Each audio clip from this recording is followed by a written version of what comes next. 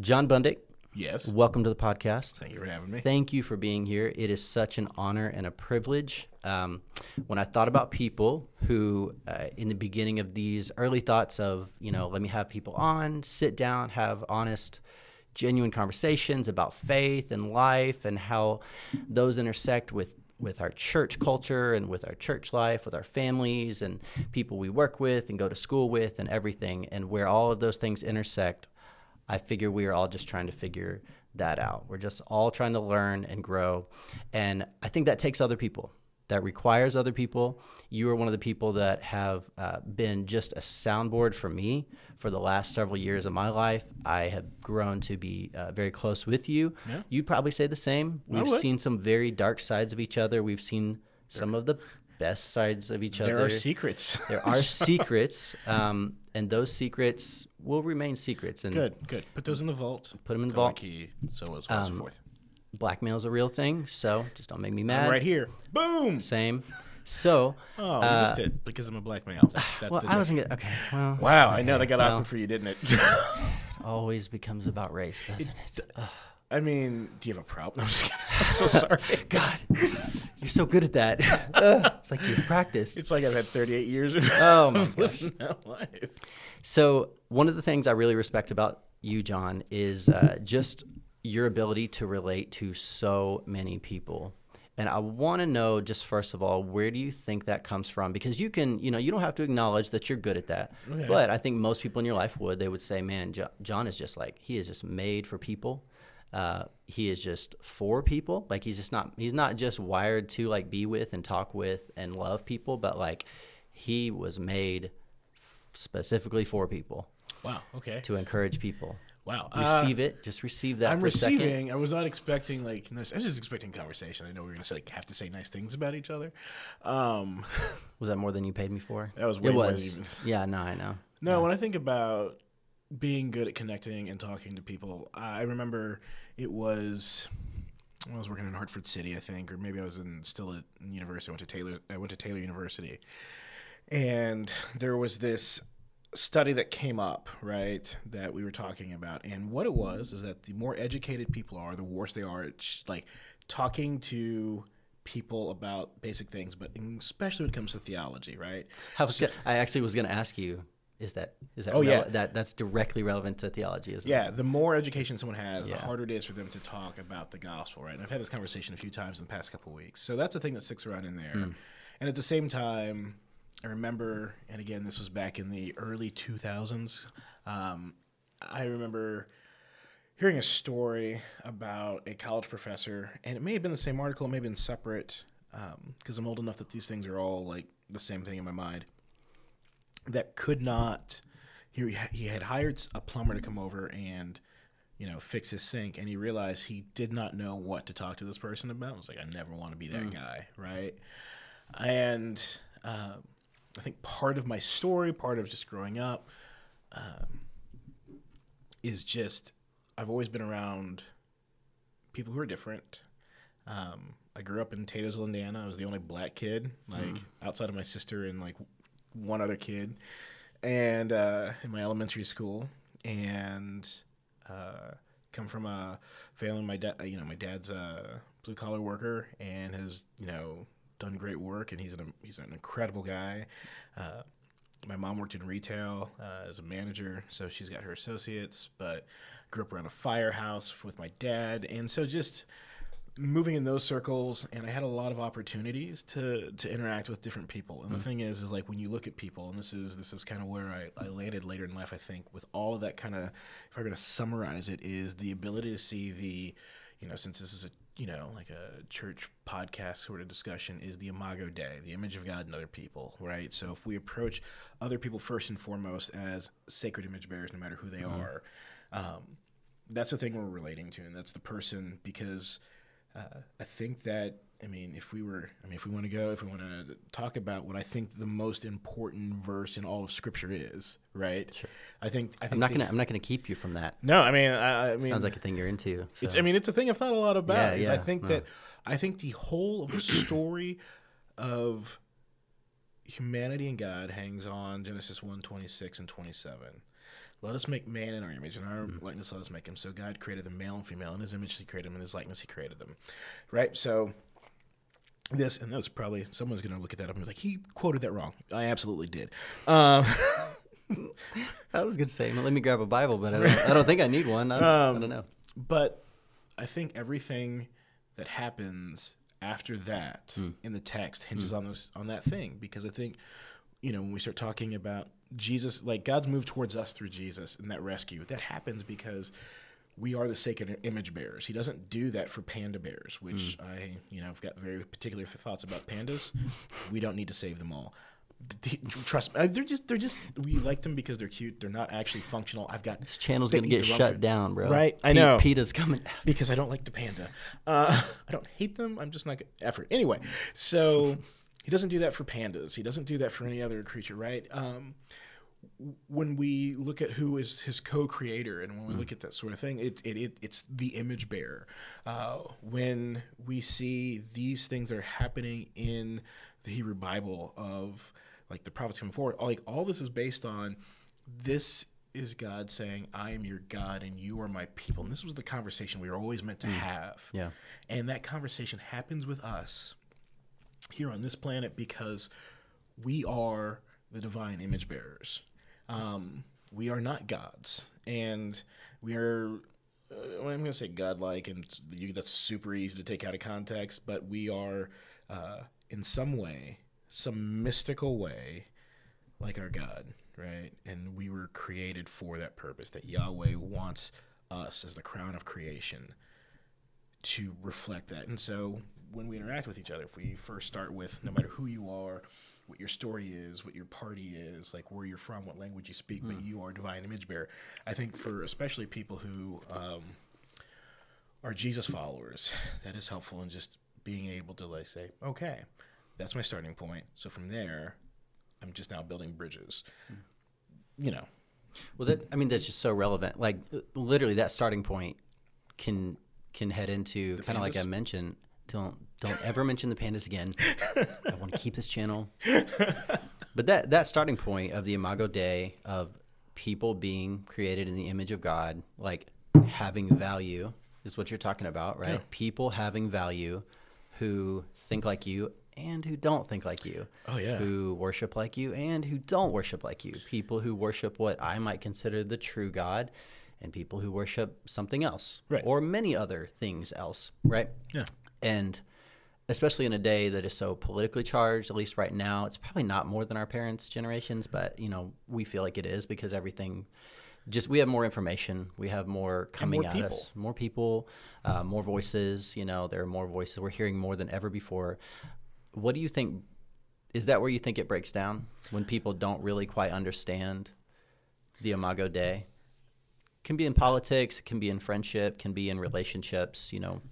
I think that if we want to build out this theology of the Imago Dei a little bit, when we start moving towards making God in our image, or we start creating a world. So again, there's so many ways. I was literally talking with a coworker tonight about this, and I don't work at a church, and that's kind of important in this story. But we were talking. We'll get there. We'll get there. I don't work at a church, so if someone wants a church thing, I'm maybe not the guy to talk to. But we were talking about the Genesis 1 and 2 narratives, right? And listen, a bunch of people are gonna just like fall off now, because I'm going to say that most people don't even read that text like it's supposed to be written, like either one of them. And there's all sorts of issues there. And somewhere Ken Ham is getting ready to like burn me alive. But him and the 7 other people listen right now. Yeah, they'll. I think it's more than 7. I saw I looked at Tracy's comments last week on his video, and he had quite a few. He did. So yeah, he did. But like, what's the point of those stories and whatnot? And when we think about all this, one of the things I think that story is about is when we get to Genesis 3, right? We've got this tree of knowledge of good and evil, and the point of that story, I think, when I look at that, is that what they're presented, there's all sorts of things. One, right, the first person to mess up was not Eve, so that's important. It was Adam. Adam was told, don't eat this, and he's like, apparently Eve at some point got the message from him, don't look at it or touch it, because then you'll surely die, which is not at all what was presented to Adam. So Adam maybe like, as the Pharisees would later do, added a hedge around the law. Yep. So there was like one rule.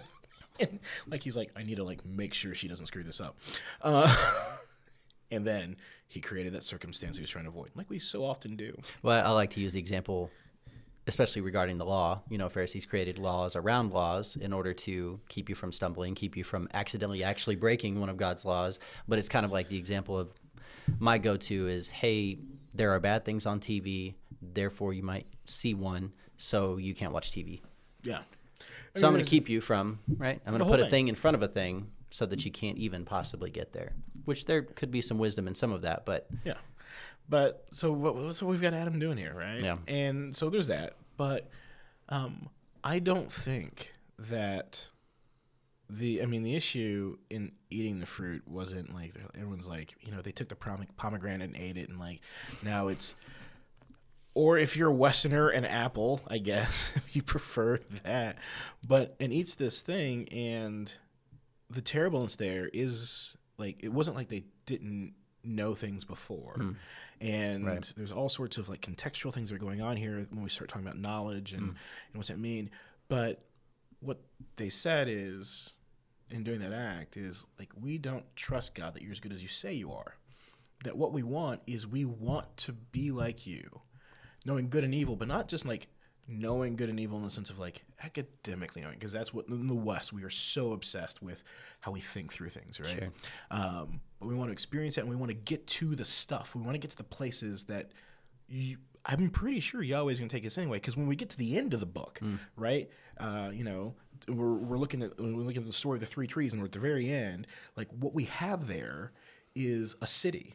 A city is a place where culture and commerce is taking place. There is music and art and dance, and there's like all these sorts of things. We have a city. The city of God comes and dwells. Like, that's what joins like this idea, is not that we evacuate to some other place. No. The king comes here, and our home is here, and he sits on his throne. And that city of God comes here. I think we were always destined to be in cities. Destined to cultivate, destined to build, That was where we were supposed to go. But we learned about how to make cities. And we learned about all these things in a way that said, we're going to short circuit and we're going to skip you and just get to the thing. And I think what we did, what happened in that moment, in that story, what we see is that we just skipped this story with God. And I think the breakdown we see in people, right, is when we skip the story with God, right? So it's when we start talking about politics, and Jesus is my politics. Like, Jesus is a conservative, right? He's an American conservative Republican with good American values. No, he's not. Like, he's also not a progressive American Democrat. That's ridiculous, because he's not an American. Man, you just lost everybody. Have you not offended anyone? No. Oh, no. I think by the end of this, I can offend almost everybody. No, let's go for it. Yeah. Because, it's anger that really drives traffic. Sure. I'm here to help. Hot take. Yep. But you're good for a hot take. Jesus is confounding. And if we want to be Jesus people, our lives are confounding. And in that, I don't mean that we are intentionally just trying to find ways to be obtuse or be awful or be mean or whatever. But we forget, because we read the story as like a bidding to end. We forget in the moment that is like Jesus is walking around, when Jesus is saying things like, oh, yeah, no, you brought this woman caught in adultery. Cool. So whoever who hasn't sinned, go ahead and throw the first stone. Like, there's a reason why the older guys leave first, right? Because younger guys are like, yeah, absolutely. One of these guys is going to, wait, how did you make, I guess that me. All right. Yeah. And then what's Jesus say? He goes, where'd they go? Where'd your accusers go? Well, they left. Well, neither do I accuse you. Go and leave your life of sin, right? Yeah. That is a surprising end to that story. Yeah. If you're watching it for the first time, or hearing about it for the first time, and these sorts of things. And so Jesus doesn't align in conservative or progressive values. He aligns in values as the king. Yeah. And so when we start trying to categorize people as to whether or not you're in the right camp, so here in the States, right, typically it is, are you progressive, are you conservative? Like, politically, right? Right. Democrats can't be Christians. Mm. I mean, I've been in churches where that's been said. I once I was once working at a church, and we were having a meeting. It was myself and the associate pastor, and there are so many things wrong with the statement. And it's like, I know you voted for Obama, and I was like, whoa. And at this point, I hadn't said anything. I was like, okay, so why do you think that? Because oh my gosh, the reason was because what happened was people sometimes say things and they accidentally tell the truth, but then they catch themselves. And what came out was because you're progressive. Started with a B. And so progressive. But in this, like, if we just go with it, you're progressive, right? Yeah. Which I'm not. Also, probably not conservative either. Depending on the day, right? I mean, as you like to point out, I'm a man of nuance. You are a freaking man of nuance, yeah. But I always say it's hard to know what you actually think because there's nuance and some more nuance, and then there's this, but then there's this, and yeah, we got to understand that. I would have made a great rabbi in like the first century. Yes, so, confuse the crap out of everybody. If you just ask enough questions long enough, people think you're sounds brilliant. Spiritual, yeah, that's right. And so that's right. Like at this point, have I really said anything important? Not at all. But you think I did because I've said lots of words. But in this though, when we try to make all of these things and conform things to, hey, I'm deciding what's right and wrong and what's good and bad based on my solo reading or the reading of my community, I think we start to miss people and we demonize people, which Jesus, I mean, again, John Seasting, who's my pastor right now, says all the time, if I can't see Jesus saying it or doing it, I have a real hard time justifying it. I think that as a general rule is a good starting point. And when I see, people supporting things like we have to do this because we need to protect our rights, it's really hard for me to see Jesus saying that, because saying that you have your rights and you need to use your rights and and I don't think that there's anything wrong with having rights or being a citizen. I mean, we see Paul flexing that muscle in the book of Acts, and it's a solid muscle to flex, but it was never about, he never flexed it for himself. He flexed it for the kingdom, and he flexed it for those people who needed it flexed for them. And so, I mean, he kind of flexed it to stay alive. He did, but I understand there was a purpose with it, right? Yeah, I get what you're saying. And so, I think the same thing, sort of along the lines of spiritual gifts. When you have the conversation about, God spoke to me in these dreams, or I can speak in tongues, or I can, we want these things, right? Or healing people, the most legitimate people that I know that have done those things, they're never doing them for themselves. Oh, no. They're not getting dreams that are going to help them in many ways at all. In fact, quite the opposite, right? And I think you see that a lot in the Old Testament prophets, the people who seem to tell the hardest truth benefit the least from it, right? In a way that's almost like, you can't be after power. You're actually just trying to die. You know what I'm saying? The church and power is a fascinating conversation that we don't have time for, but I think that I can post as many YouTube videos as I want. That is the beauty of the internet. But I think the church is at her healthiest when she has the least amount of power. And when we look over the whole of just our 2,000-year-ish history, the points where we have the least power and we are seeking the benefit of those around us because we know the King, is where we see the most good. And again, that gets difficult and messy and hard, and you move into weird places. I specifically have chosen, for a lot of my years, not because I'm awesome or great, mostly because I tend to get along with people who have less definite opinions about Jesus, or even antagonistic opinions about Jesus, than sometimes to do with church folk, if I'm real honest. But I've intentionally been in a lot of really difficult and hard places that when I talk to other people about, or Christians about, I don't even know, and it's not, again, I'm not awesome. I'm not great. Usually I'm just as confused as everybody else. But I think your brother said it great last week. So I just feel sorry for whoever's on episode 47 and has to do this thing where you reference like the 47 episode. Oh, yeah. But talked about bringing light into dark places. And if we are avoiding those hard conversations in those hard places, and we are encamping and trying to figure out us and them as opposed to us for them, or that's really good. I like that. Like, you're missing. Somebody so much should of this. tweet that. That was really good. I am not tweetable. Well, So, or maybe I am. it's changing. Tide's changing. So, I might be TikTokable. Okay. Is that a thing? Can we say that? John is on TikTok. I am an elder millennial, and I think I just made a bunch of Gen Zers go, "Oh, it hurts so bad." No. I do have a question. Yeah, what's up? If you could define, I guess it's not a question, but, forcing you to say something. If you could define power, because I think that's where people trip up. If you say, since we're in the realm, since you kind of entered politics and power and the church and all this, that kind of dynamic, if you could define what power looks like, because if you ask 100 different Christians or 100 different pastors at different churches, big churches, little churches, and everywhere in between, all across the country, let's even say liberal churches and conservative churches, the gamut, right? You're going to get a lot of different definitions of what power is. If you said, are you seeking power? Who would say yes? No one. No one would say yes. No one would say yes. People would want the culture to be on their side, I think. They would want to, people still like to hold on to the idea that we as Americans, this is still like a Christian nation. It's why a handful of people are shocked every Super Bowl, every time somebody performs at the Grammys, every time, all this stuff that we, in the last week, you've seen people get riled up about. It's like, well, you're expecting people to live like Christians who are not Christians, for one.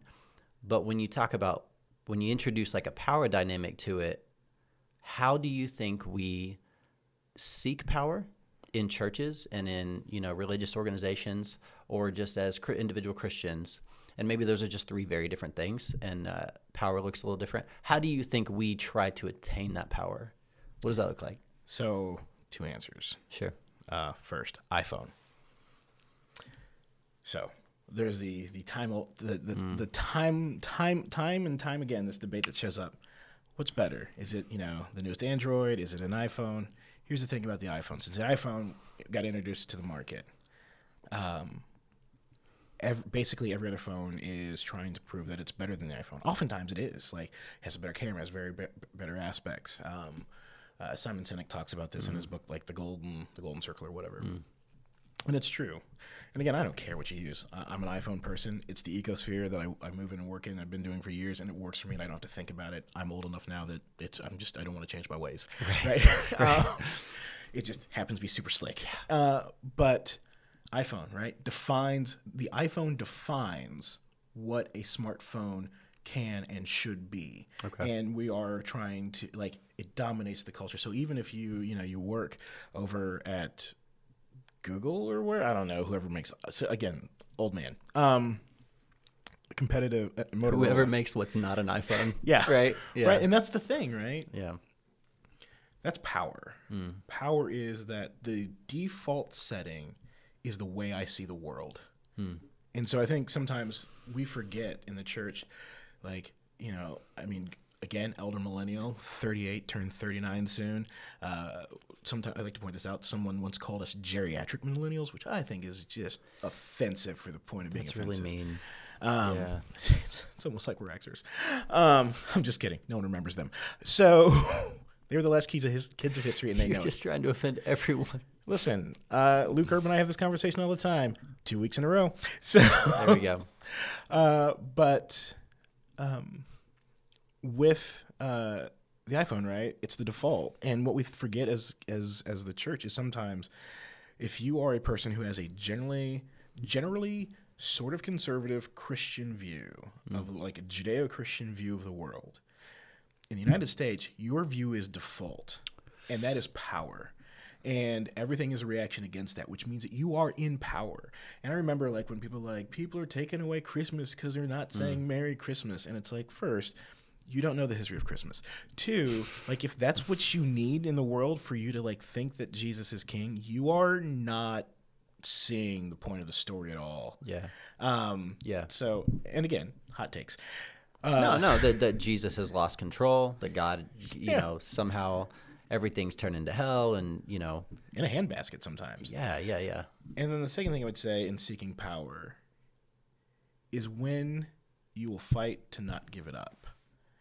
And when I say that, I think about And what are you giving up specifically? it, right? Sometimes it's clout.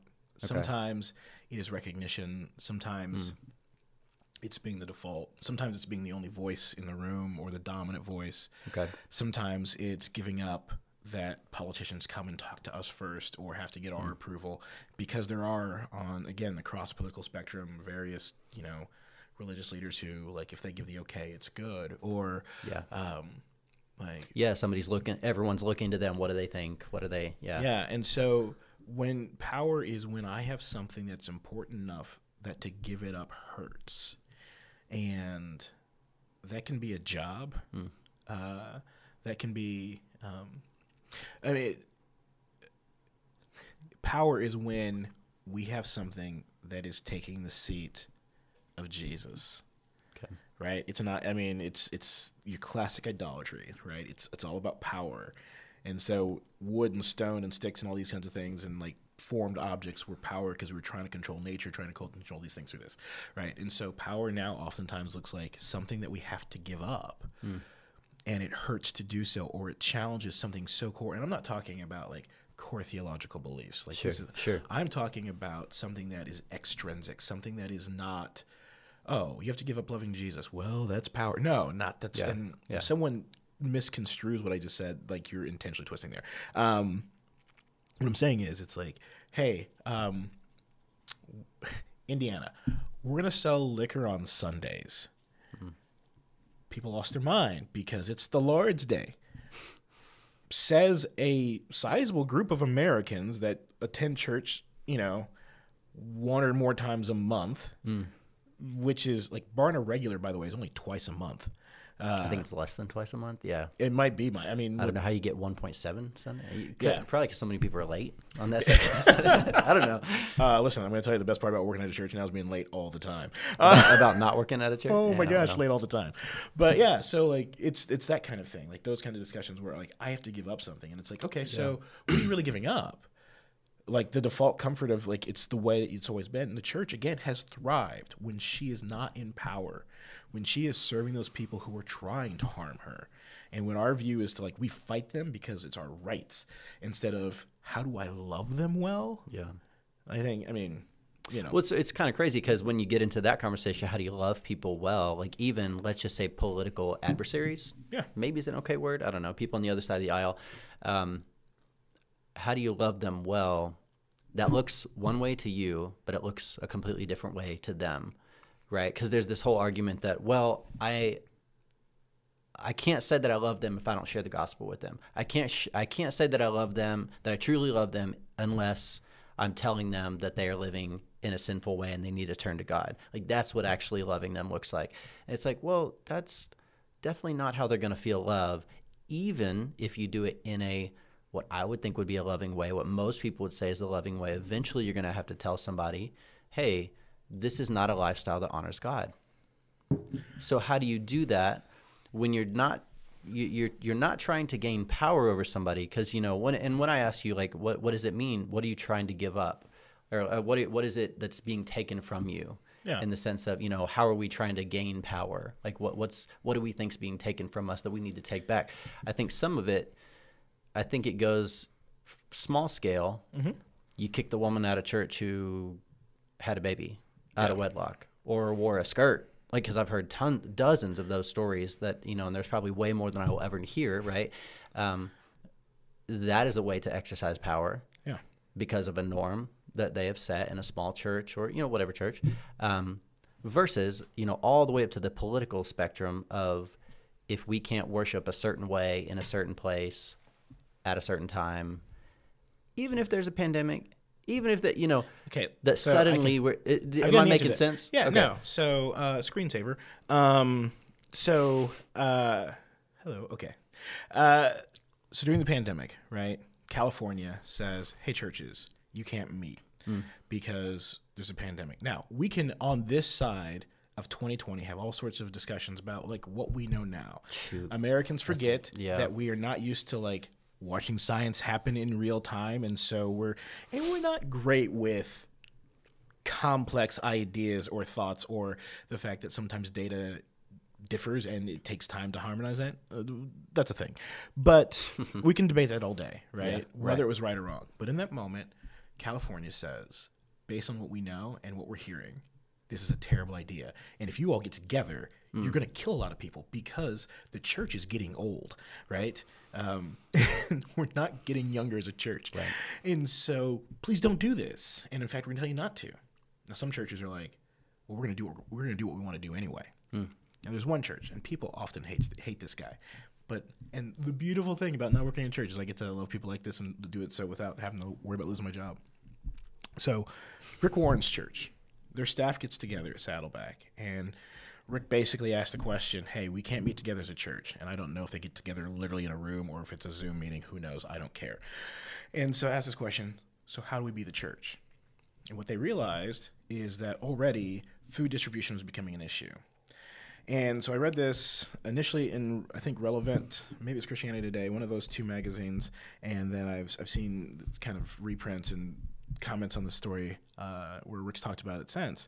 And what their church decided is like, well, what we're going to do is we're literally going to do what Jesus tells us to do. We're going to feed people.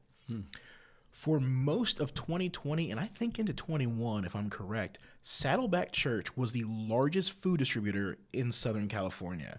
Okay, great. That is like a Possibly in California. Yeah, I've heard that. Yeah. Yeah. And so it's like, okay, great. They did this nice social thing, but what's that matter, John? I'll tell you what matters, because for years, Saddleback's been on mission. And they've, purpose driven life and all these kinds of things come out of their ethos as a church that, hey, everyone has purposes. Now, one of the purposes that you learn at Saddleback is the ability to tell your Jesus story in like a short 15-second, 30-second, minute, 2-minute version, right? Yeah. And so when their people from their churches showed up, put on the mask, put on the gloves, or handing people or sitting out groceries for people to come get at these giant distribution events at their various campuses, what came out of that is people inevitably like, thanks so much, we appreciate you doing this. Like, oh, I'm doing this because Jesus rescued me. Yeah. All right, well, that's an interesting thing. And then what Saddleback reports is this. And this is, you got to remember that as Christians, we do some weird things. One of which, do a lot of weird things. Yeah, one of which, and this is a sacrament that goes all the way back to Jesus doing it, is baptism.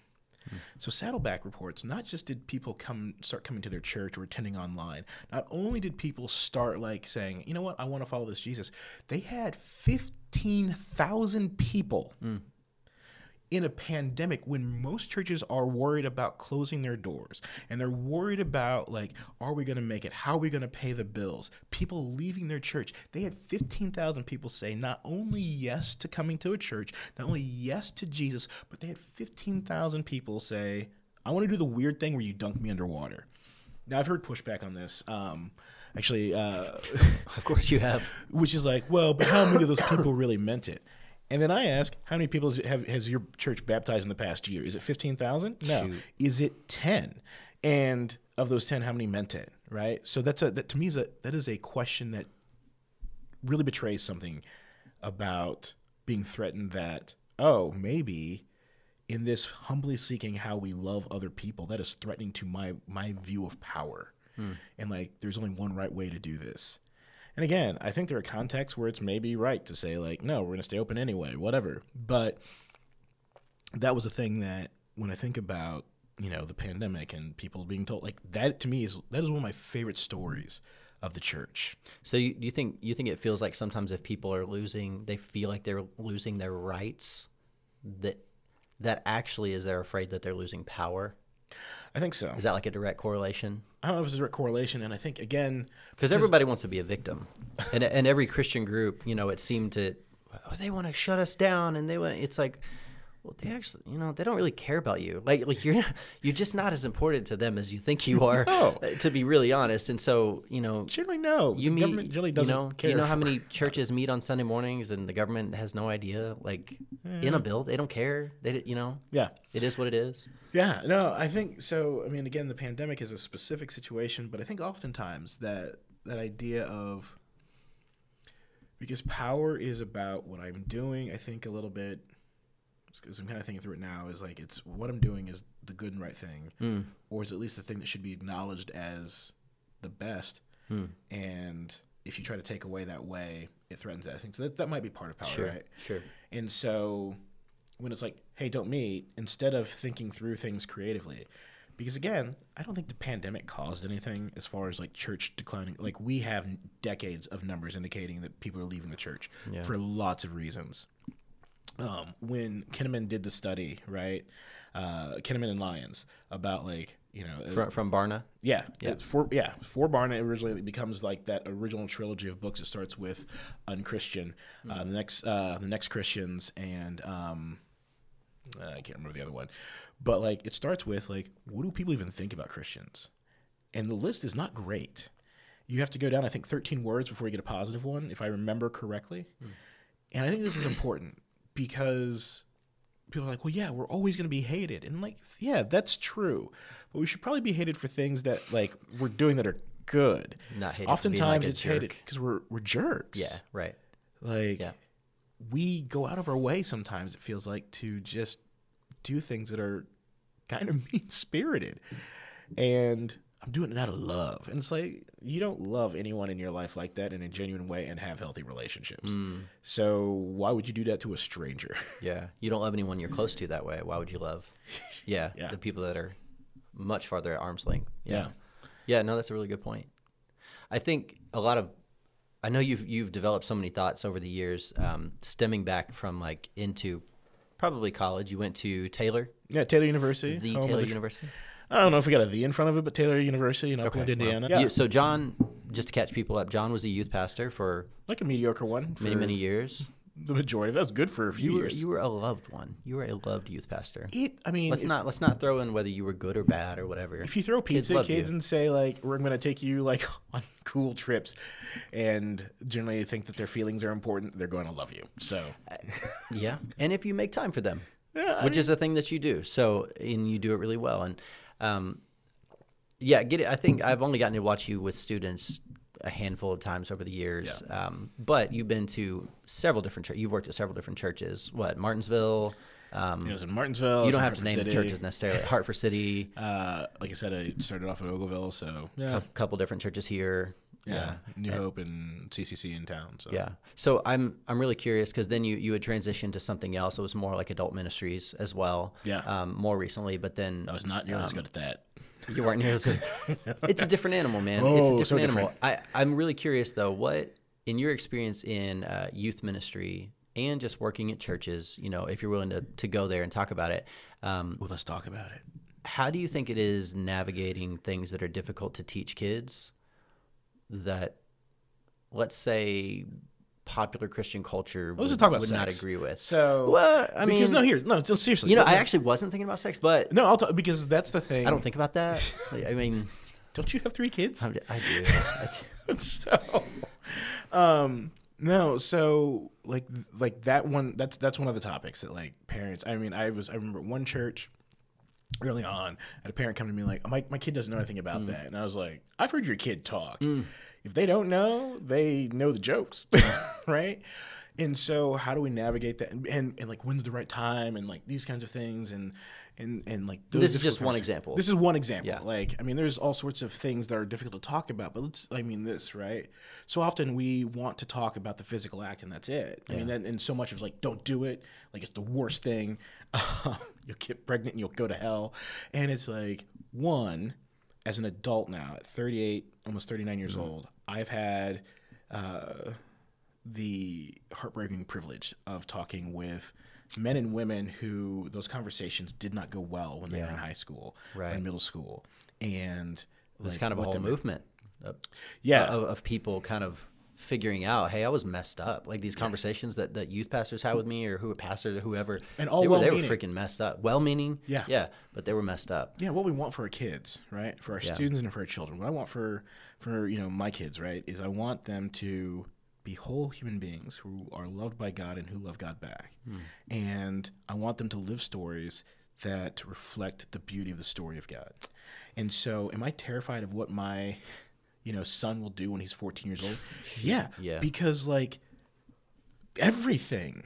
But what I'm really concerned about is what kind of man my son is going to be like when he's 40. Yeah. Right? So when he's my age, what kind of man is he going to be? Have I discipled him to be a good man at 40?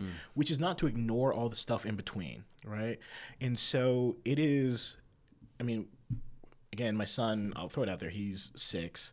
We've already started having the sex talk. And it's like, people are like, what are you doing about? It's like, we're not talking about, like, you know, the stuff.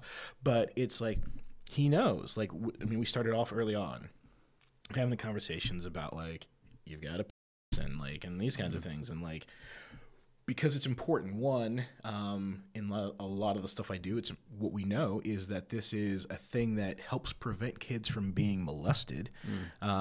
Because typically pedophiles and predators, if a kid knows the proper names of their parts, they're aware that an adult has taken the time to teach them that. And so they generally will steer away from, like, hurting those kids, right? The second thing is if all of a sudden your kid shows up with a different name for something, you're like, I'm sorry, where'd you learn that? Right? Yeah. I mean, you approach it differently, so it's not judgmental. It's like, oh, that's neat. Where'd you hear that? Right. But we are starting that conversation where, like, my son is like these kinds of conversations, and we don't have the conversations like when, again, my last few years in student ministry, we did the talk, right? The sex, dating, marriage, engagement talk with students and parents in the same room. And it was wonderful because, one, we found out that parents Wonderfully terrible. So wonderfully awkward. It was. It was funny for me. But one of the big things was it wasn't about, I stopped focusing on the act, right? The physical act that we don't want our kids doing. And instead started an identity. Because one of the things I realized is for myself and then for the students that I was leading at that point was that so much of this is tied into identity. Yeah. And so it's like, who are you? Yeah. And so that was the first conversation. And then it was about friendship. Like, how do I have good friends? Our kids they don't have empathy. They don't have good friends. I worked in a middle school for a behavioral health clinic here in town for a year. And I can tell you, even our neurotypical kids who come from church homes and like these, they don't have empathy. They don't know that other people have value. That Imago Dei thing we were talking about earlier. Right? So parents, we need to work on that. And there's so much, I've got so many thoughts on that.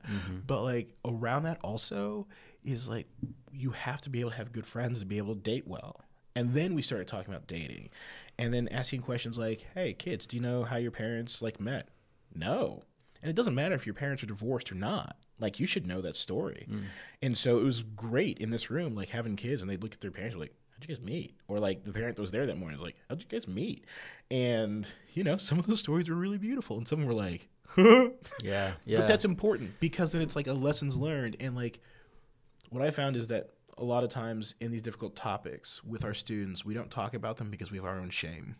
And we've not done the hard work, and we've not been in safe relationships to be able to process out things like, hey, I really messed up, or hey, I don't know how I feel about this, or hey, like something happened to me and I never dealt with that, or hey, I have been struggling with porn for 20 years and there's no safe place to do that. And so now all of a sudden we're supposed to be coaching someone else on how to do that, discipling, because that's your role as a Christian parent. You are the primary discipler. It's not your youth pastor. Right. Yep.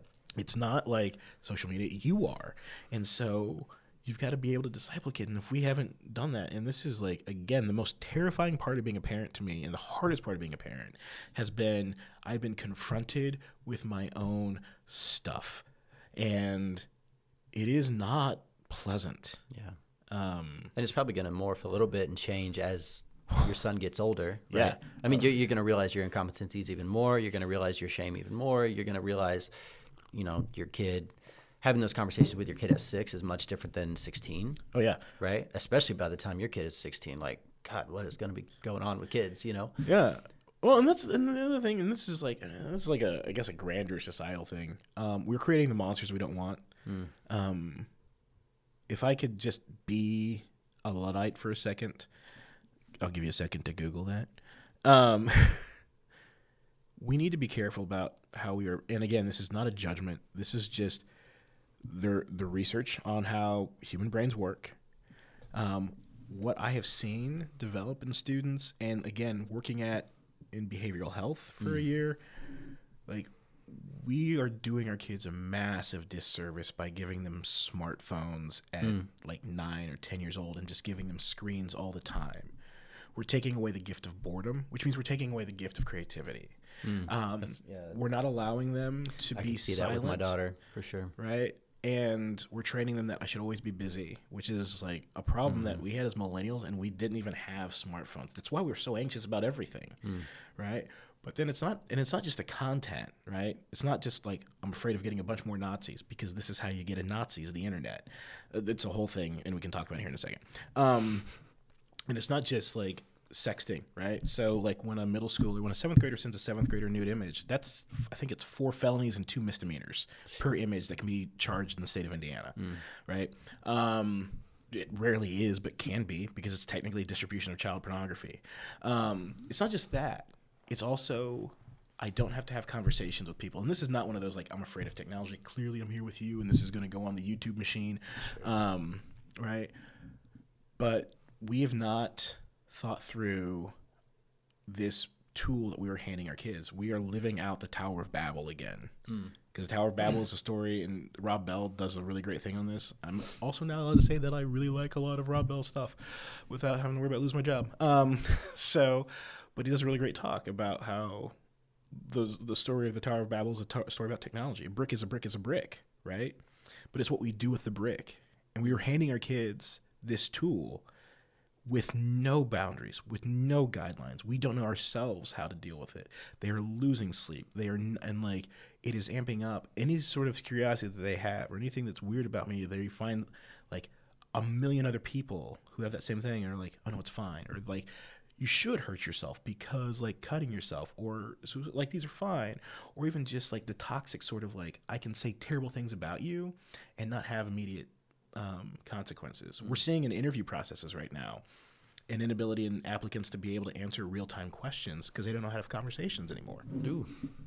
So what I'm saying is, if you're a parent and you're watching this, maybe do a really hard thing and start limiting your kids' access to screens, and to also, oh my gosh, this is going to hurt so much.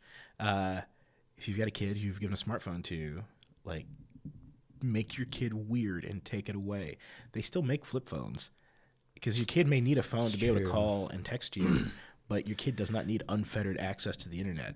So while we're there, do you think there's going to be a generation that rises up and just like stops all of it and quits it and is like, you know what, I'm not like 14-year-old, 15, that's like, y'all are messed up. Like the generations before, like they see what it's done to us. I know I can confidently say me. And kind of an addiction I probably have to my phone, gosh, especially posting freaking YouTube videos and stuff. I mean, you're always curious, like, how's that doing? Yeah. Dopamine hits. Yeah, no, for sure. Dopamine hits, I mean, and legitimate questions that is this effective? Yeah. Do people appreciate this? Not even in a, hey, I need to have my ego patted, but, is this effective? Is it helping people? Or, because you want to be spending your time on those things. Yeah. Now, I can say the majority of social media is not that way, right? This specifically, I think, is, but it doesn't change the fact that I'm still drawn to this thing. Do you think there's going to be a generation that just rises up and is like, nah, we're done with this? Or do you think it's just, because it's like, how much faster can you get? Oh, so much faster. Like but I mean, like, going from like a Facebook to a Instagram to a like TikTok. Like the speed at which these things are just like, even YouTube now is totally pushing YouTube Shorts to compete with the terrible attention span of people on TikTok. Yeah. Right? Yeah. Where do you see that going? Do you see that decline? Do you see it like only speeding up over time? I just have that image of Hawkeye in Civil War. Here's the futurist, ladies and gentlemen. Sorry. Because Marvel reference. But Marvel's great. I don't know. Like, I don't know the answer to that. What I do know is that it's possible, right? Because if I get my errors correct here, the Victorian era, which was like showing an ankle was like risque, was a hard moral response to, I think, the Elizabethan era. That might be wrong. Someone's going to fix that in the comments, which breaks. Please do. It's like an algorithm thing. Or something. That's why I did that. It was on purpose. But so these swings happen. But I think that, like with anything, there are some options. There is either a recognition of, we need to rein this tool in, and we need to figure out, how do we be what we are, which is the stuff of the dirt, right? And I don't mean that in this like negative way, but how do we be creatures of this earth well? Yeah. So we're going to do that, right? And that's going to be painful. So I think they're all going to be painful, if I'm really honest, because education itself is inherently painful. And so either we willfully will decide that it will be thrust upon us, and if you want to get super churchy with it, it's like the judgment of the Lord shall fall or whatever. So I don't know, but that might be a thing.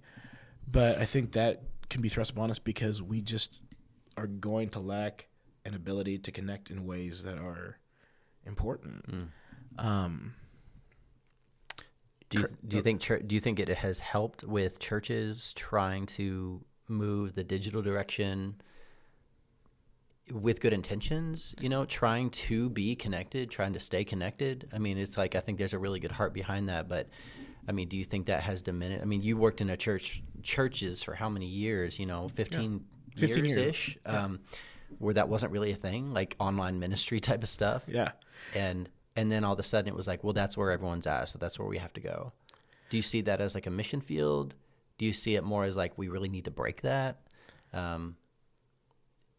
I think that like it's complicated. Give me your nuance. Give me what you got. So much nuance. There's so much nuance. No, I think the answer is contextual. I think the answer is squishy. Because I think that for a church to completely be like, we have nothing to do with anything online, I think that's unrealistic. And I think it also ignores just the major communication medium of the day. Sure. Right? It'd be like if the Apostle Paul had just been like, oh, I'm not going to write letters because I just don't do that. Right? Yeah. So I think there's that. I think what we want to accomplish with that is going to be important. I think and I follow a couple of people on YouTube who talked about this, especially during the pandemic. And I think a lot of churches are missing the boat when they just reproduce like, hey, we're going to show you our Sunday service. That's not helpful for like online engagement. I think online engagement is going to be really helpful to create small group experiences. I think that might be a way to go. So instead of like, hey, we got the sermon and the music, because I know you're a musician and you're a worship leader and you're super talented and I love it, right? Thanks, man. But it is weird sometimes if you're at home like watching church and it's like band singing and you're like, I'm not going to sing by myself in my room. In hindsight with the pandemic stuff, like, I mean, oh my gosh, the amount of worship leaders I know that just burnt out. And I could maybe be considered one of them. I mean, we ended up leaving the church we were at eventually, and like I stepped down from doing leading worship ministry there. But I just felt kind of you were forced to learn 100 different things that you didn't know about digital ministry and just hooking up various things, cameras, audio, all kinds of stuff that you already sucked at in person anyway. Yeah. And then it was like, oh, now redo, it's not just twice as hard to do a live stream. It's like 10 times harder. Oh yeah. And it always pretty much, unless you're a huge church with huge budgets and incredibly talented paid people, it's really hard to have like an incredible digital product. So I know, for our church, it was like, I feel like I worked my tail off, and my volunteers we really worked our tails off just to produce something that was like, I probably wouldn't even watch if I'm really honest. And yeah. Like that was hurtful. But there is there's kind of this rub, right? Do you, as churches, do you move people into that and try to minister to them digitally, or do you try to pull them out of it? Because you can't really do both, and it's like, it's almost like you can. I think that's the goal, is to do both. Well, yeah. no, I mean you can, but it's like, well, so when I say do both, this is what I mean. Let me explain what I mean when I say do both. No, I interrupted you first. Okay? No, let me interrupt you. I mean, like, so you've got all this digital stuff happening, this world that's online that people are at, and you need to meet them where they're at. Mm-hmm. But you also need to figure out how to break their addictions of these places that they're at. Yes. So, like, how do you do both of those things? Yeah, no, I think... on a spiritual level and on a life-giving level, and being people of the dirt and, like, living real life with real people. And, where does that... Where's the balancing act there? What do you... How do you think churches should handle that? I think that there's this we have to start moving into and acknowledging that maybe the way we think about church is not actually how church was meant to be done in the West. Or like the way we do it in the West is not the way it's always been done. It's actually relatively recent. So paint that out. How should it be done? I mean, I've got ideas, but that's the beauty of the church is that it is like, I think there's an incredible flexibility when people talk about, we want to be a New Testament church. Sure, like, no, sure. you don't. What you want is you want certain pieces of it that are convenient and kind of like flashy. But I mean, the idea that church has to happen on Sunday morning is, one, for most of American history, that was not true or convenient or possible, especially when you think about like circuit riding Methodists. Church happened a lot of time in the evenings for the tent meetings simply because a pastor had to ride a horse 7 miles to like 5 different churches over the course of a day, right? So I think as we're kind of thinking now about church is like a friend of mine, I got to know him when I was working at the middle school. So they've launched a new church, and it's really exciting what they're doing. So they they have house churches, and those, on week A and C, we'll say, you meet in your house church, which happens anytime during the week. Yeah. They kind of standardize, like, here's what you're talking about, this sort of thing. And then on weeks B and D, they have like their community gatherings. And so I think there is a real opportunity in things like this where, the digital component is, hey, instead of having like, this is our worship service on Sunday morning, what you have instead, and this is going to take more effort on the parts of teaching pastors and shifting away from maybe certain staff positions we've had before at churches into digital creators, and trusting people who are 19 or 20 years old to do the thing that they're great at, in saying, okay, so now instead of doing that, what we're going to do is this, right? So maybe, if you're a pastor at a church and I'm, we're pastoring at the same church and we're now talking about the thing for like 20 minutes, we're walking through scripture together, and then, it's like, oh, now we're going to transition into, and then the recording, it's like a recorded thing, but then what happens then, or maybe, it's some discussion questions that are designed for you and your family or you and your small group to discuss, and then once a month, then we get together for like a communal large gathering. But the goal is to bridge people, not like church isn't just happening online, right? Because some people are like, that's not real church. Right, and it's like, we can talk about what real church is, but whatever. Well, I feel like I even have to make that distinction on this YouTube channel. Like, the thought has crossed my mind several times that it's like, well, this isn't church because it's called Church with Chris. Well, this isn't church. It's like, no, it's not. Like, that's like, I'm very aware that this is not church right now, right. Because church is people, right? And that's the thing that we've got to remember. And so I think what the goal is, and this is a thing that a lot of conversations I had during the pandemic were centered on were, okay, so long term, digitally, if people are going to engage online, because people were engaging and visiting churches first and foremost through their online services. I met several people that visited our church, and they said, hey, Chris. And I was like, what's up? Who are you? Hey, how are you? And I was kind of used to that just because, you're kind of on the stage every week if you're a worship leader and, or a pastor. And so people just generally know who you are because you're giving announcements every week, or you're saying, hey, my name's Chris. But it was a different animal when people were showing up knowing your name because they had watched you for 6 weeks online before they decided to visit the church, right? And my bridge isn't even to Sunday morning. My bridge is, how do we bridge them into small groups that are meeting in person? How do we bridge them into Celebrate Recovery? How do we bridge them into groups that are like maybe short term? How are we bridging our students into like student ministry? Like these kinds of things, but also how are we doing large communal gatherings that remind us that the church is not one age bracket, does not look all the same. And like, so again, there's no good answer because there's no template yet. What people are defaulting to is the way that we did church. I mean, this is a thing that we discussed in youth ministry because, fun fact, we never even asked the question, is youth ministry good? Here he goes. Until ask Bodie Bauckham. Until the year 2000. He'll give you an answer. I'm sure he's got one. I think they're one of those like no youth groups. Like everybody needs to be. Yeah, no, we are two black men who don't agree on most things. Mostly because I don't agree with a lot of his basic premises of questions, the ones that I've ever engaged with. But it doesn't matter. He's more famous than I am, right? So he knows more. So it was a weirdly like aggressive thing. Like I didn't mean tearing folks down. I didn't really mean for it to be that aggressive. It's just like I've never met him. You disagree on some things. We do. And it's fine. And I think we'll probably both be kind of like surprised, like, oh, you made it.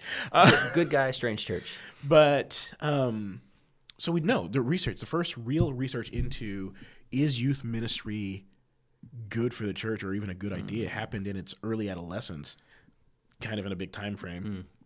In the early 2000s, the Fuller Youth Institute started asking the question. So Chap Clark and Kara Powell, and Kara Powell was the one who was leading that. And they've been doing ongoing research into is youth ministry good? And what they found out, it's a book called Sticky Faith. Part of it. And so part of the thing that we were doing in the 1950s, because youth ministry, here's how youth ministry started. There was this guy, Billy Graham, was working with some other people like Jay Kessler, and they started this thing called Campus Life. And it was designed to bring kids who didn't know Jesus in the 50s, 60s, and that sort of thing into church, right? I think it was maybe the 60s. They play guitar and games and talk about Jesus, and kids were coming to Christ. And but all the church kids are like, oh, that's better than my church. I'm going to go hang out there. They were still going to church on Sunday morning, but Tuesday night, Campus Life. Churches saw this and flipped out and they're like, we're going to lose our kids. Because again, hyper-territoriality, which is something the church is really good at sometimes. And so then we could talk about that for like 5 hours. We could. It's generally not good when one church, when multiple churches are thriving. Most other churches do. Anyway, so what happens is youth ministry then is born, and we start to see it professionalizing. You can get degrees in it. You can get masters and doctorates in it, which I don't know why anyone would get a doctorate in youth ministry. And I was a student pastor for years, but whatever. And they start to have conferences. Youth Specialties, which is a publishing imprint, starts having conferences. Group sees that, starts having a conference. These sorts of things back and forth. Not till the year 2000 is the question asked, is this good for the church? What we found out is that the church was producing therapeutic, moralistic deists. So basically, God wants me to be good and behave. He wants me to feel good, and he doesn't really interact with me in any real way, which, by the way, is not at all the point of the New Testament. In fact, when they were doing the research, they found out if you asked not just students, but most Christians to say, tell me what a Christian is, Jesus was rarely mentioned, which is, telling of preaching. So, I mean, that's cultural Christianity now, right? Yeah, no, so extrapolate those kids 30 years later. No, we are those kids, Chris.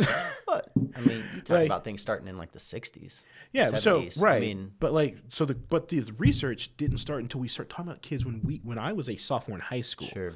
Okay. And so that was the first the initial cohort, and they will admit in this research were mostly kids who were going to go to college. They were mostly white, and they were mostly from middle class conservative churches. Right? They've expanded this research out since, and what we're finding though is just that youth ministry siloed off from the rest of the church is not good.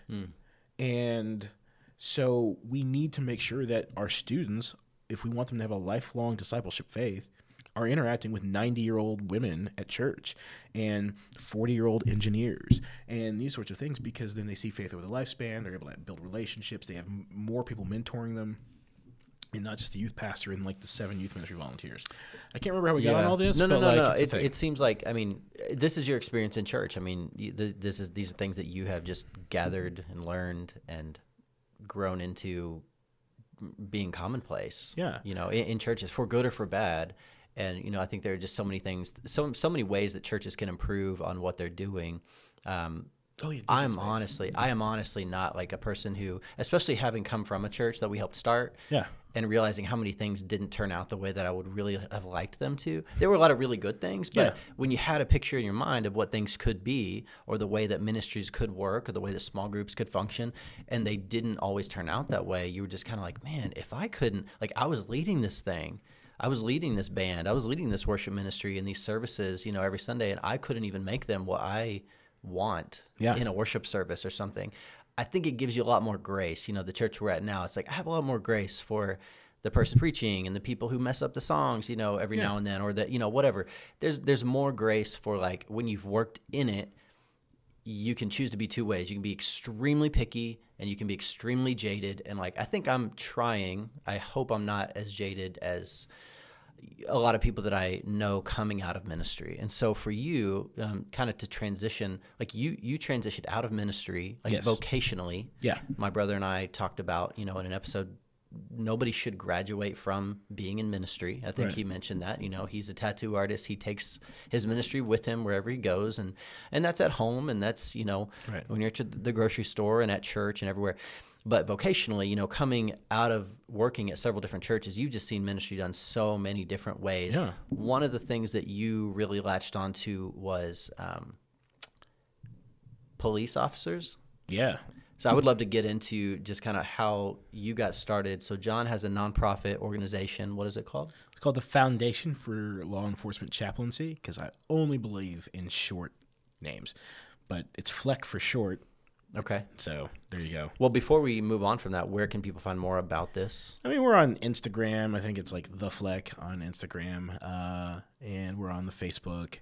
We have a Twitter that no one's ever updated or tweeted from. I'll be real honest. We've got a link tree, which is, Linktree/FLEC, FFLEC.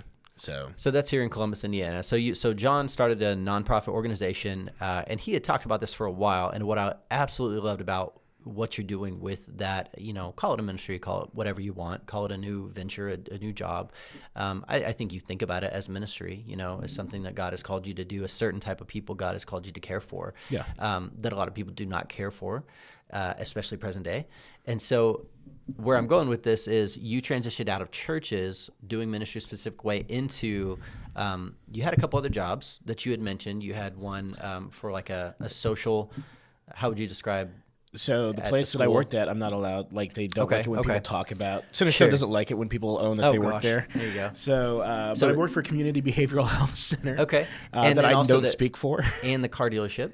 You worked at a car dealership right after. Yeah, I sort of worked church. I worked at a car dealership, but I was selling Allstate insurance. Insurance, that's right. And I did not get the voice. I can't do it. You're in good hands. I can't. So, which is unfortunate because my wife has a huge crush on that guy. So, I mean, it's true. She asked when I told her that. We'll talk about this later. Okay, sorry. Which means I know a weird amount of stuff about insurance, but I was real bad at selling insurance in a car dealership. So, but you got to see how faith looked different outside of the church walls. Yeah. And I had I don't think I've always kind of wished I was in vocational ministry full time. And since I've been out of college, that has not been the case. Now I've worked at a few different churches, been employed, but never that's what I'm doing full time. What I so appreciate about you before you started that ministry in that, that nonprofit organization, which is basically chaplaincy for police officers, right? In Columbus, Indiana. And of course, I'm going to let you explain more about this, but the way that you got into it was so admirable because you were just riding with cops, third shift every now and then. You would just be stopping into the station, seeing how you could help different cops. You weren't paid to do this stuff. It was just hey, this is my heart. This is what I want to be doing. I want to serve you. How can I serve you? And so if you were to say if I asked you what's the heart behind why you started to do that, why you developed a nonprofit organization, which is really difficult, and I only know I only know a few people who have done it, and not all of them have lasted in it. Huge shout out to Whitney Budd from the Student Fund of Hope. Her and Stephanie Long have done incredible work in Hope, Indiana, with all kinds of different things. I'm going to their daddy-daughter dance soon. I went last year. It was amazing. They just do such good work, but not everybody can do that and hang with it. And I think I admire you so much because you did, and then you eventually kind of turned it into a full-time job, which is really unique and kind of created sort of your own role in doing that. So how would you describe what you get to do now and kind of the heart behind why you started it? Yeah, so I work for a local law enforcement agency, and again, I'm not speaking for them or on behalf of the agency. So just be clear on that. But I work not for trying to get you fired. Yeah, no. So again, unlike Centerstone, which can't fire me anymore, I can't name the agency. And I don't think Centerstone would fire me. It was a weird thing. We just got a lot of emails about don't ever talk to anyone about. They do some good things. No. I'm not talking about the things they do. I'm just saying that we always get these emails someone somewhere messed something up. Anyway, so I work for a local law enforcement agency, and I started off in a volunteer role. So about 4 years ago, and how that starts is a guy that I was going to church with at New Hope. I was on staff there. Had just gotten out of the program. We'd become friends, and he's like, "Hey, you should ride with me." I want to say it was the first or second time I rode with him. He was a second shifter at that time, and so which is 2:30 to 10 to 11, and we're on a traffic stop, and I'm watching him do his thing, and he gets back in the car and says, "We got to go." And so run signal 10, which is lights and sirens, and he's explaining to me what we're going to, which is a 10-0, which means somebody's dead. And so this woman has come home, and she's found her husband deceased. So I get there and he goes, "You can get out of the car." And so I get out of the car, and after we've been there, he comes back and tells me I can get out of the car. And he says to this woman, he goes, "Hey, this is John. He's my pastor. He's riding with me tonight, and you can talk to him." And I was like, "Yes, you can. I am 100% prepared for this situation, and I have prepared for this for years. Like I know what I'm doing, right? Moment. Because part of ministry at times is theater. There's all sorts of theater in ministry." And sometimes it's like, I know just enough to be helpful here. But I do, like, basically it's compassion care. So talk to this woman, talk to her family as we get there. We're there for a few hours. A friend of mine from high school I went to church with is the detective who shows up. And it's funny because I'm like, aren't you the guy who was shooting bottle rockets out of your car window? Because I was also doing that. Oh, no. Oh, yeah. No, so many stories. And anyway, so watch him do a detective thing. And afterwards it's like, they take her. The coroner comes and takes her husband away, and so we leave. She's with family, and we go to Chipotle, and and they're like, you could do this forever, and that's how I started volunteering, and so now I do it forever. So went through the Citizens Academy that we have in the county, and which is for most of the agencies the on-ramping into being able to volunteer in any sort of role. Started volunteering as a chaplain, and for me. All ministry is about being present. It's being with people. And I grew up in a home of a firefighter. And so what I know some things about the culture. Yeah. Kind of starting up. One, it's a high trust culture. Yeah. But it is hard to break into that. And so for when I started this, I told my wife, I'm like, so I'm going to ride twice every 2 weeks, which might mean once a week, or it might mean like twice in 1 week, and I'm going to do this for 6 months. And when I show up, I mean, it was the, hey, and one of the chaplains is here, so, and it was always, if I didn't know anyone there, it was always going to be the youngest, like the newest officer. It's like, and you'll be riding with insert the highest badge number. It's like, I obey and I'll buy dinner, right? That was the thing. And buying their love. I mean, listen, food manipulation is a thing.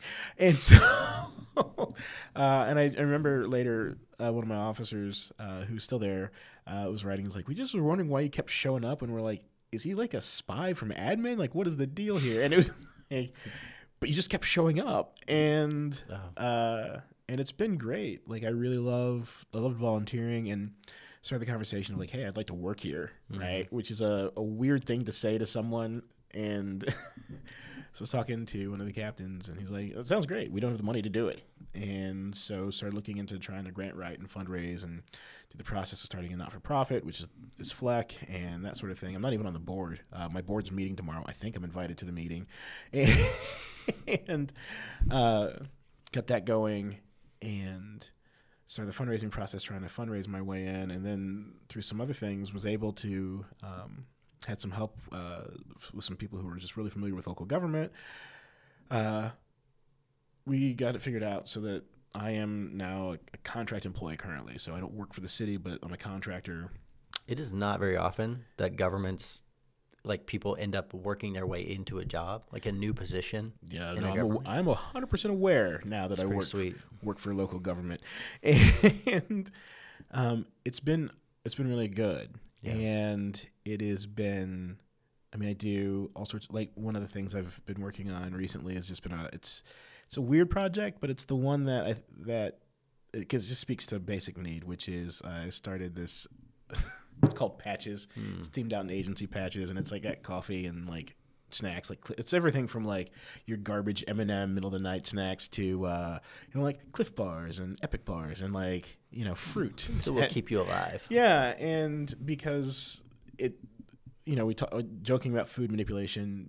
But food is a way that you tell people you love them. And the thing I love about this thing is that local churches and businesses largely sponsor it. And then, I've got this Amazon wish list, and people can go and buy, and it ships to the station. Yeah. And the thing that I love about that is that my officers get to see that, like, oh, it's not just like our chaplains that care about us, but it's like people in the community love us, because what they see is the same thing that a lot of us see, which is a national conversation. Yeah. And in that, I think there's a difference between your national conversation and your local conversation. I think the national conversation impacts the local conversation. Yeah. But you have to ask, like, excuse me, sorry, a lot of coffee. But being able to have, you know, because, again, black guy, which is a thing that shows up that people ask me. I was recently on a panel like, so what's it like being black with cops? And it's like, mostly fine. I mean, it's the same as being black anywhere else.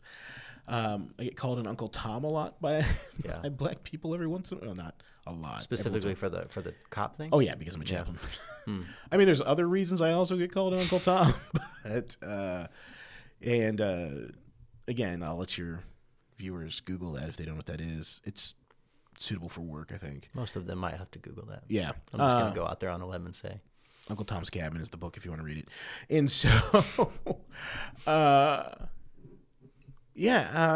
that's what I do. And it isn't, I think it's a fair question, you know, with everything going on. So, you know, a direction I would love to go with this really is, you know, in the last few years, abolish the police, man. Like get rid of that. Yeah, right. Has it been a thing? You haven't heard of that, I know, but like, yeah, because you're not addicted to social media, and you don't read the news cycles, and but no, really, I mean, no, the summer after George Floyd was the only time I've unfriended people or blocked people on Facebook, like in mass, and that was a big move for me because, and it wasn't because you were already actively doing that work too, though, right? I was with the police. Yeah, and I was actively been black my entire life, and actively, not passively. it's a thing that if you ask any black person, it's basically always been an active thing. And so, gotcha. And when I say that, what's important is like these are people that sometimes I'd see at church or whatever, and the things that they were saying about like black people or people who thought that like, hey, maybe we should ask some questions about some of these things that are happening nationally. Like, why does 13% of the national population in some states, Louisiana, make up like not just a little bit of the majority, but like a vast majority of the prison population, and you know, these sorts of things, right? And it is a difficult and nuanced conversation when we see videos online or whatever. Like Memphis is like a thing that was terrible. Like there's no way to that was, and every cop that I know, like I follow on TikTok or wherever, because I follow like a lot of like Audit the Police and also a lot of like Cop Talk, that sort of situation. They agree that it was terrible. Everyone's like, oh, this is egregious. Right. It's like one of the few times I've seen him like, nope, we're on the same page here. I've never seen the director like of the FBI when body cam footage was released be like, I can't remember what word he goes. I just can't think of another word. Yeah. So there's that, but like seeing these shootings and talking about like that's a whole conversation, right? Yeah. But people talking about either my officers who I love, and I don't use like the L word that often. That feelings are like a thing, right? But I genuinely love them, and I spend time with them, and I don't just work with them.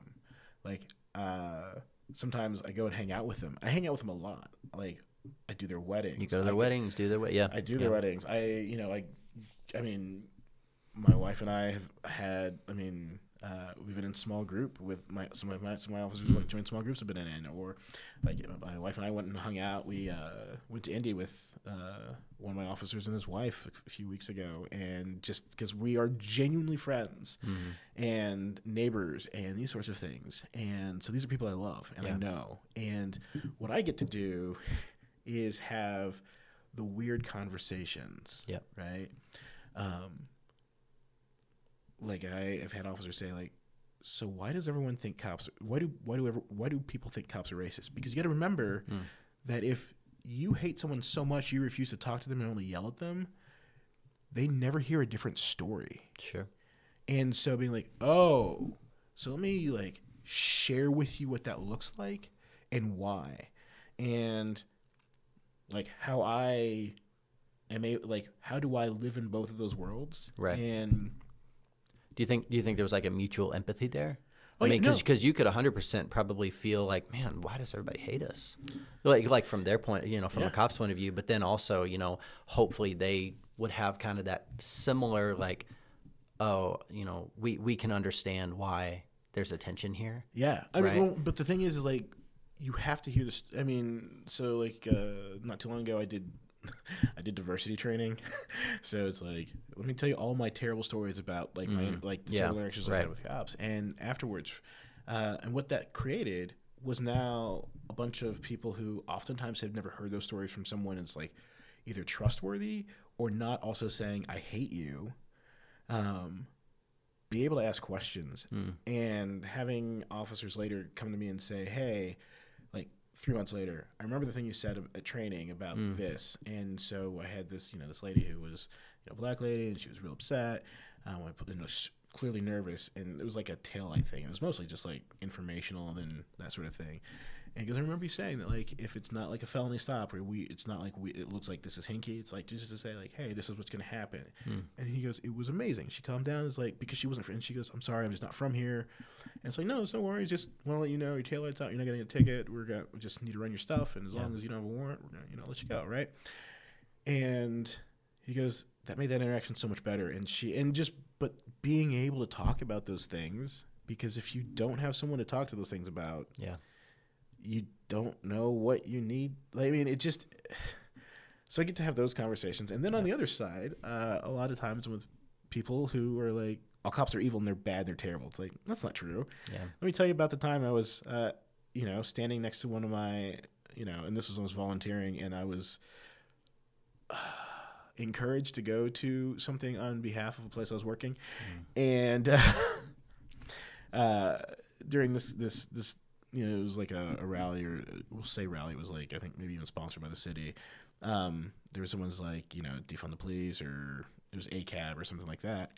And I was standing next to this when this officer goes, yeah, I did CPR on her kid 6 months ago. And he didn't die because of that. It's hard, like, man. Wow. Yeah. And then talking about like the trauma of the life, right? So what the academic research is starting to point out is that you cannot do this job for a year or more and be the same, because we forget what we ask. Being a police officer. Being a police officer. We forget what we ask. Or a police chaplain. I mean, I think I've reached the kind of crazy I'm going to be for. Obviously joking, yeah. But, I mean, with that, like, so I have been with officers when, there are just terrible things that you see or hear or smell or feel. Like, and when I say feel, I don't mean like in your heart, but there's that, but also just physically. Yeah. I think you told your brother to keep it PG, so I won't trauma dump on everyone here, but we ask an immense amount from our officers, our paramedics, and our firefighters. We ask them to do things so that we can ignore them and pretend that they don't exist. We ask them to be with, DCS caseworkers who also we're asking a lot of and not giving any resources to, because they don't have chaplains. And I mean, maybe there's some questionable like mental health care insurance there based on some conversations I've had. Anyway, to like be there when kids are moved because it's like the best situation, which is never a good one. Or just, again, so many awful stories. Yeah. And what I get to do, again, I'm not a therapist, and all my officers know that, but I'm not their pastor, because I'm not a pastor I'm not a paid pastor for the city or something like that. That's not my role. Chaplaincy is agnostic by nature. I happen to have been a pastor, and a lot of the skills translate. So what that means is I get to compassionately listen and help direct towards resources. And when someone's like, I've got this thing and I keep dreaming about it, it's like, okay, so I've been through some specific training that will help reduce maybe that turning into PTSD, or recognizing like, okay, this is a thing. Have you thought about talking to somebody? Like, I do. I just don't know who to go to. I've got a list I keep. I've got it right here. Let me text it to you. And, I think all these people take city's insurance, and you can do that here. And I've got people out of county too, right? And so, it's been great being able to direct people to a therapist, or like retreats, or various things that are helpful for them, like their wellness, and to talk to them about like why you need to take a walk after shift so that your cortisol doesn't build up and give you a heart attack at 45, which is the average age of a first heart attack for a law enforcement officer. By the way, in the background population, the average age of a first-time heart attack is 64, I believe. And so the first heart attack for a law enforcement officer, by the way, 40% of law enforcement officers will have a heart attack before the age of 65. Again, the background population number is not that high. The Sigma Tactical Institute has they're doing a ton of really cutting edge work on long-term heart health in officers and first responders in general. And they're actually lobbying insurance companies and Medicare and Medicaid to make first responders a special class like you would like diabetics, because there are things that there are tests that if my officers got that are better indicators of whether or not they're going to have a heart attack than what they can get as a outwardly healthy 25-year-old.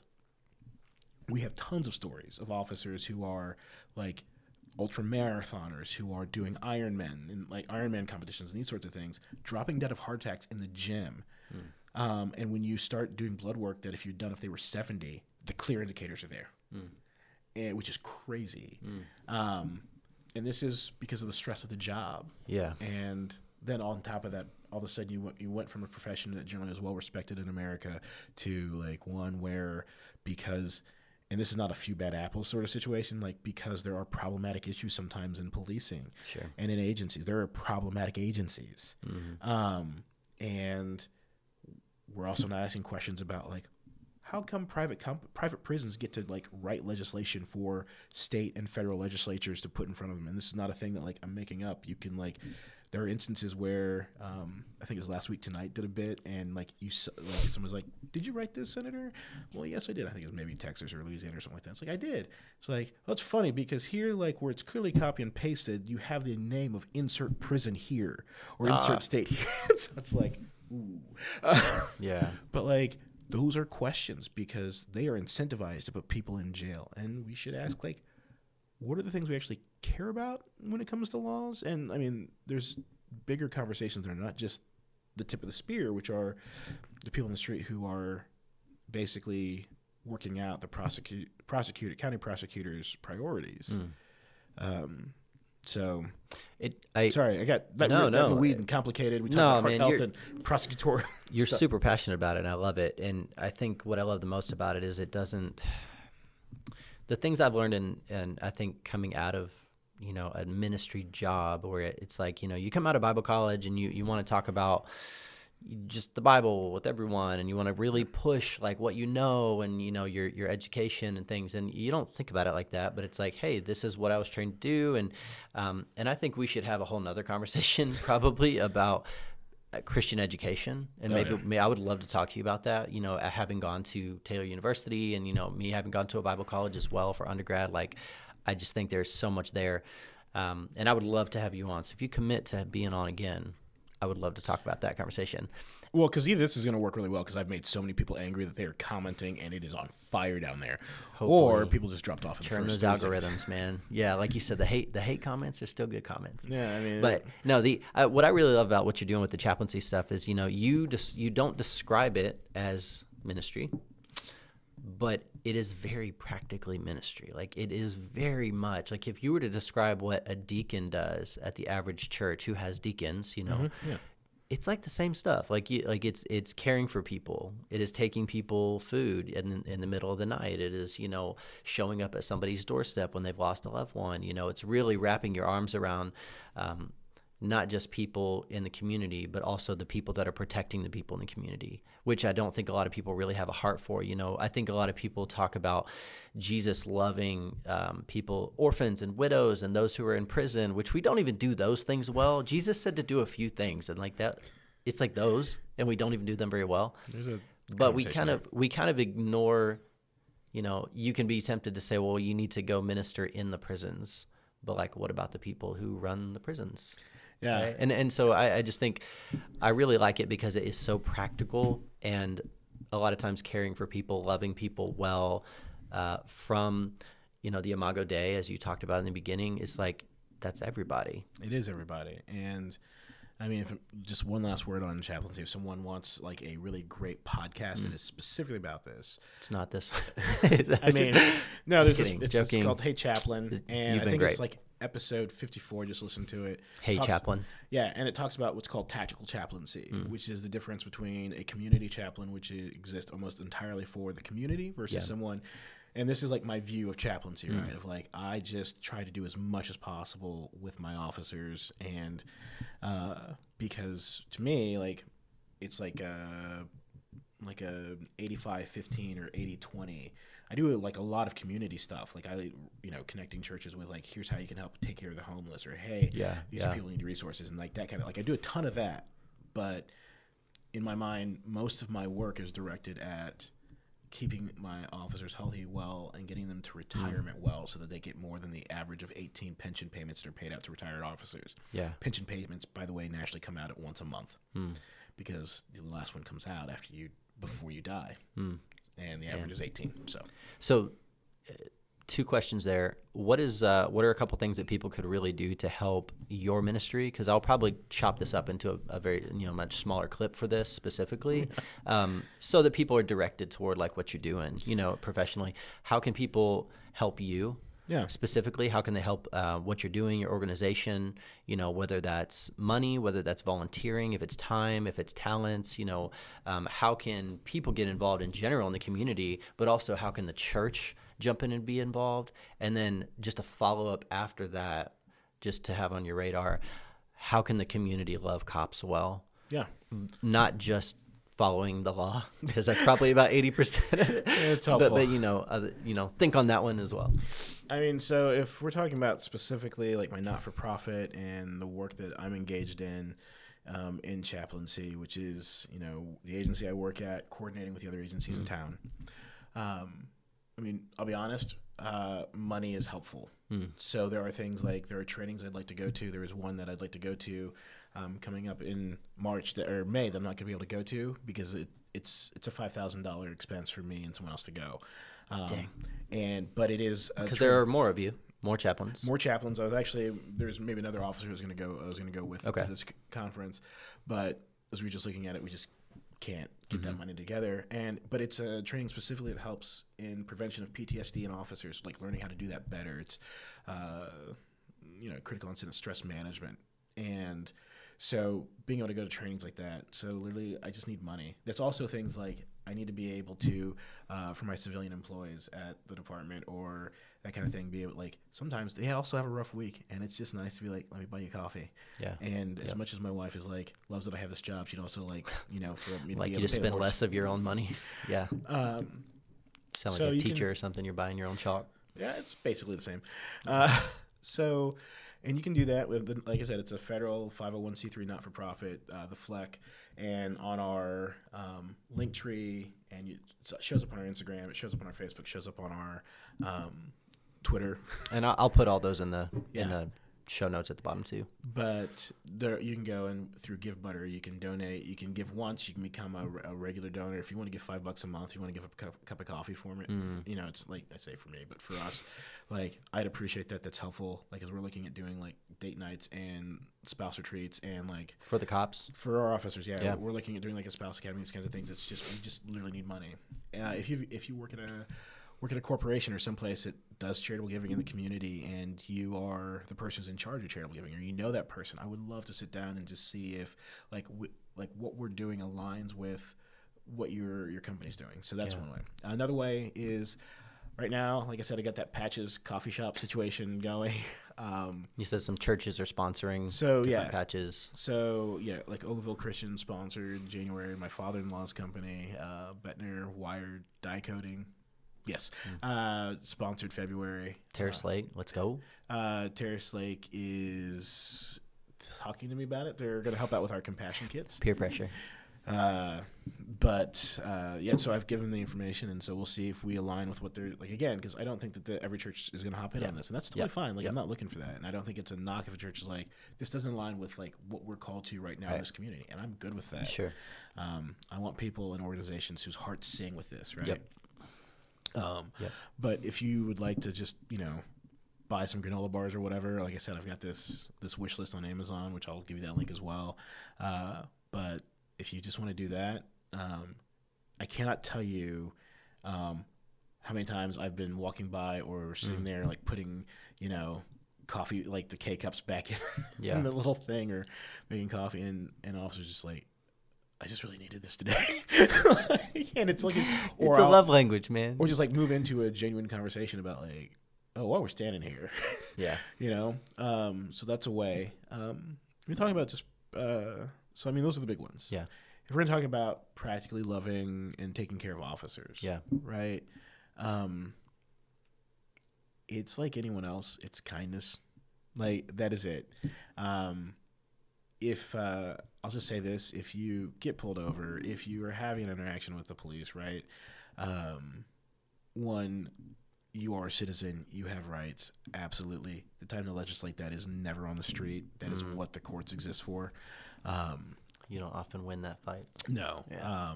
And I don't think that we have a ton of those issues. I mean, I know we don't because I'm around. And we didn't even talk about CLIA certification, which is like why we spend a lot of money to make sure that we don't have those issues. But what I would say is kindness matters, and just people are people, right? So whatever it is. Yep. It's tough, man. I freak out when I see cops. Oh, yeah. No. Start hiding drugs I don't even have, like Right. that I've never even done. Yeah, no, because it's I'm like, I mean, what in the world? What's the difference between a cop and a firefighter? Everybody loves it when a fire truck shows Firefighters up. can't take you to jail, bro. No, I mean, well, fire marshals can. Been there, I know. No, but no, everyone's happy when a fire truck shows up, Sure. right? Like, rarely is everybody happy when a cop car shows up. And so just basic kindness, just if you know one, respect. Yeah. I mean, also, actually, this is, you know what? Oh, that's great. Here's the thing. let's go. In a conversation, Tell us the real answer. never ask this question. What's the worst thing you've ever seen? One, they're not going to know because they will literally only remember the past 2 weeks because of sleep, and also just like the number of terrible things. Also, you don't want that actual answer. When people ask me that question as a chaplain, I'm like, what's the worst thing you've seen? I can't tell you because I'm pretty sure you would get taken down for that. Like, it's that bad. And like, do you want my trauma? No, you don't. Yeah. Like, Right. do not play voyeur with my life. Yeah. And so, and I only do this occasionally. Yeah. So the average person, depending on the study that you're looking at, will have somewhere between what we call 3 and 5 critical incidents. That's fighting for your life, finding a dead body, or something of that nature, like fighting to survive. Yeah. The average 20-year law enforcement officer, depending on location and a couple other things, studies are putting it somewhere between 2 and 800. God. So the average Tuesday for most of my officers is something that would put a lot of people in therapy for decades. Yeah. Like, it's the thing that you would talk to with a therapist for like years. You just have no idea what people are carrying around. I mean, just average people. Me, freak. I go into an office and sitting there and dealing with all kinds of different clients and whatever. But then like just extrapolate it into And so I can't imagine. And people don't having come to carry like, a lot of that. Hey, so what's the worst thing that's ever happened to I you? also can't believe people say that. Like, wow. It's a pretty common question. Like, what's the weirdest or worst thing you've ever seen? That's because people, what they're thinking about is TV. They're thinking about like Law and Order or whatever. And it's like, also Olivia Benson has been kidnapped way too many times. Way too many times. Also, they have shot a lot of people on that show. And they have not. None of them processed. I mean, I've watched like 20 of those seasons. But yeah, so I mean, that's one thing I would say. Just practically loving cops is not to ask that question. It's just not fair. And also, they're not lawyers, so don't ask them legal questions all the time. That's also a thing I'd avoid.